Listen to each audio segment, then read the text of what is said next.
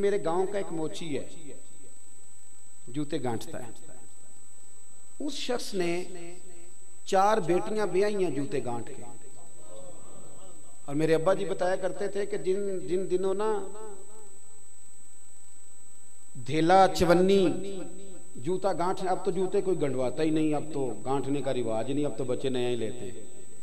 तो जूता गांठने के लिए जब उसको देते थे तो चवन्नी अगर उसकी होती थी ना तो उसको कहते थे ना रुपया तो रख ले, तो कहता क्यों रखूं जी, मेरी चवन्नियां तो मैंने चवन्नी लेनी। और नाराज हो जाता था। 4 बेटियों की शादी की है उसने, फिर अल्लाह ने उसे उम्रा भी कराया और आज भी वहीं बैठा है। तो मैं जब गाँव जाता तो मैं कहता हूँ चाचा मैं तेरे साथ तस्वीर खिंचवानी है, तो मुझे कहते हैं पुत्र मेरा तो मुंह भी नहीं तुपया, मेरे साथ फोटो। तो मैं कहता हूँ यार तू एक इंसान है, तो एक मिसाल है। जिस बंदे ने हाथ फैलाने से नफरत की हो, अब तो चंदा ही चंदा रह गया, चंदा ही चंदा। इसके अलावा अल्लाह माफ करे कोई दूसरी शय।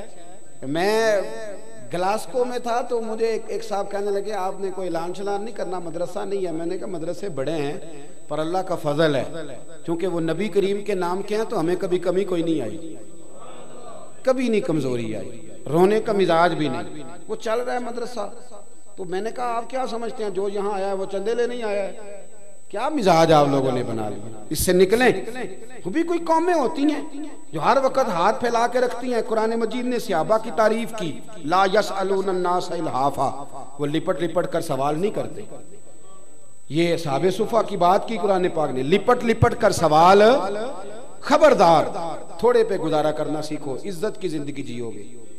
और नौजवान बिलखुसूस याद रखें, अगर वकार से जीना है, सर उठा के जीना है और मुतमईन जिंदगी गुजारनी है तो फिर उस बात पे राजी हो जाओ जो अल्लाह ने हमें अता किया है।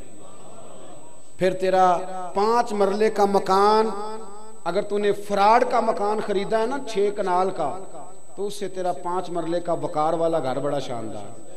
इज्जत के साथ अगर जीना चाहते हो